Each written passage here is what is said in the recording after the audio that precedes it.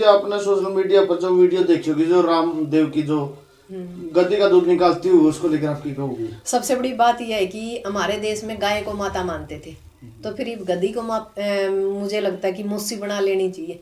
और मतलब वो टेस्ट करके कहते हैं कि बड़ा मतलब बढ़िया दूध है। सोचने की बात है, हमारा देश है भूखमरी से ग्रसित है। हमारे इलाके के जो लोग हैं वहाँ रोजगार नहीं है, शिक्षा नहीं है, स्वास्थ्य नहीं है।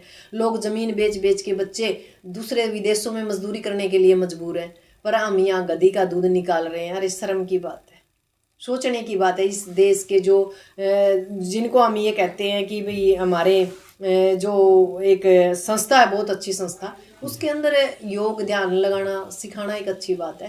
पर मतलब ये जो प्रोपगंडा रचा है, वैसे तो आपने भी देखा होगा बागेश्वर धाम वाले जो बाबा, उसने भी कहा था कि 1 करोड़ लोगों को सड़क पे आना चाहिए।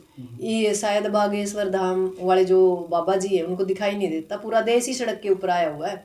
और यदि आपको देश बुलाना है सड़क के ऊपर, हमारे के लिए तैयार है, रोजगार के ऊपर लड़ाई लड़िए, आप शिक्षा के ऊपर लड़ाई लड़िए, आप बेरोजगारी के ऊपर लड़ाई लड़िए, आप महिलाओं की सुरक्षा के ऊपर लड़िए, तो हमारे के लिए तैयार है।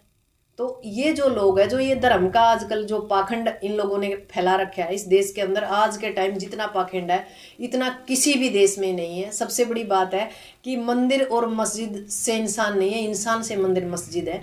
और सीधी बात है कि धर्म के लिए यदि कोई लड़ता है तो आप जैसे और हमारे जैसे लोगों के बच्चे लड़ते हैं, ना किसी MP MLA का, ना किसी IPS का बच्चा यहाँ नहीं लड़ता। और एक बात और है, जो पिछले जो हिंदू थे, वैसे तो हिंदू कुछ है नहीं, हिंदू एक जीने की पद्धति है। इसको हम ये कह सकते हैं कि जो हमारा लाइफ स्टाइल है वो हिंदू से प्रभावित हो सकता है, पर हिंदू कोई शब्द नहीं है। फिर भी इसके बाद भी हमें एक ही बात कहते हैं कि जो लोग ये कहते हैं कि हिंदू राष्ट्र बनाना है, तो फिर खालिस्तान जब मांग रहे हैं खालिस्तान वाले, हिंदू राष्ट्र तभी बनेगा ना जब यहाँ मुसलमान नहीं रहेंगे, यहाँ ईसाई नहीं रहेंगे, यहाँ SC ST नहीं रहेंगे, OBC नहीं रहेंगे, तभी तो हिंदू राष्ट्र बनेगा। तो इन लोगों को आप कहाँ भेजने का काम करोगे? मुझे लगता है कहीं ना कहीं देश को तोड़ने का काम किया जा रहा है।